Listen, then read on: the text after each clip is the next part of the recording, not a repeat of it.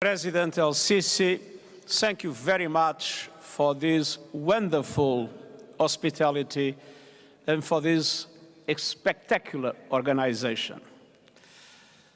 COP27, President Shukri, Your Majesties, Excellencies, dear friends. In just days, our planet's population will cross a new threshold. The 8 billionth member of our human family will be born. This milestone puts into perspective what this climate conference is all about. How will we answer when baby 8 billion is old enough to ask, what did you do for our world and for our planet when you had the chance? Excellencies, this UN climate conference is a reminder that the answer is in our hands. And the clock is ticking. We are in the fight of our lives, and we are losing. Greenhouse gas emissions keep growing. Global temperatures keep rising. And our planet is fast approaching tipping points that will make climate chaos irreversible. We are on a highway to climate hell, with our foot still on the accelerator. The war in Ukraine, other conflicts have caused so much bloodshed and violence and their dramatic impacts all over the world. But we cannot accept that our attention is not focused on climate change. We must, of course, work together to support peace efforts and end the tremendous suffering. But climate change is on a different timeline and a different scale. It is a defining issue of our age. It is the central challenge of our century. It is unacceptable, outrageous, and self-defeating to put it on the back burner. Indeed, many of today's conflicts are linked with growing climate chaos. And the war in Ukraine has exposed the profound risks of our fossil fuel addiction. And today's crisis cannot be an excuse for backsliding or greenwashing. If anything, they are a reason for greater urgency, stronger action, and effective accountability. Excellencies, human activity is the cause of the climate problem, so human action must be the solution.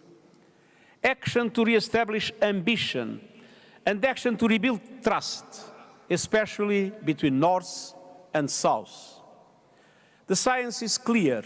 Any hope of limiting temperature rise to 1.5 degrees means achieving global net zero emissions by 2050. But that 1.5 degree goal is on life support, and the machines are rattling. We are getting dangerously close to the point of no return. And to avoid that dire fate, all G20 countries must accelerate their transition now in this decade. Developed countries must take the lead, but emerging economies are also critical to bending the global emissions curve. Last year in Glasgow, I called for coalitions of support for high-emitting emerging economies to accelerate the transition from coal towards renewables. We are making progress with the Just Energy Transition partnerships, but much more is needed. And that is why at the beginning of COP27, I'm calling for a historic pact between developed and developing economies, and especially developed and emerging economies, a climate solidarity pact. A pact in which all countries make an extra effort to reduce emissions this decade in line with 1.5 degree goal.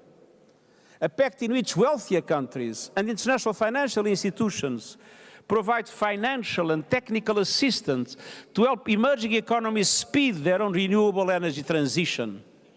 A pact to independence on fossil fuels and the building of new coal plants, phasing out coal in OECD countries by 2030 and everywhere else by 2040. A pact that will provide universal, affordable, sustainable energy for all. A pact in which developed and emerging economies unite around a common strategy and combine capacities and resources for the benefit of humankind. The two largest economies, the United States and China, have a particular responsibility to join efforts to make this pact a reality.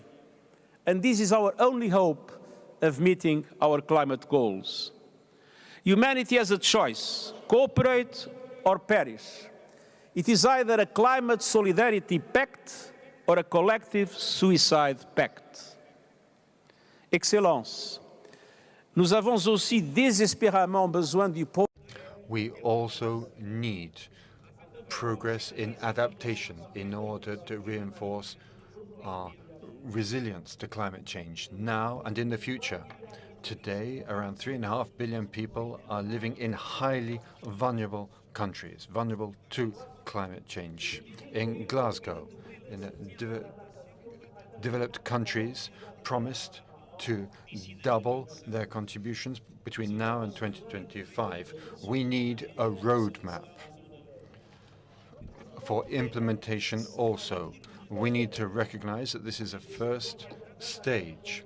Adaptation resources must exceed 300 million per year by 2030. Half of the climate change funding must be focused on adaptation.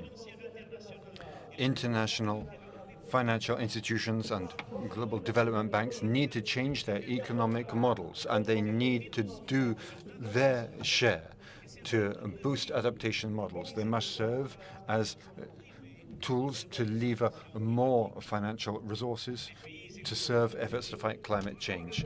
Countries and communities must have access to that funding, which must be funneled to key initiatives such as through the Adaptation Pipeline Accelerator. We must acknowledge a harsh truth. There is no adapting to a growing number of catastrophic events causing enormous suffering around the world.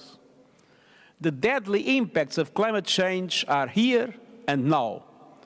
Loss and damage can no longer be swept under the rug. It is a moral imperative. It is a fundamental question of international solidarity and climate justice. Those who contributed least to the climate crisis are reaping the whirlwind sown by others. And many are blindsided by impacts for which they had no warning or means of preparation. This is why I am calling for a universal early warning system coverage within 5 years. And it is why I am asking that all governments tax the windfall profits of fossil fuel companies.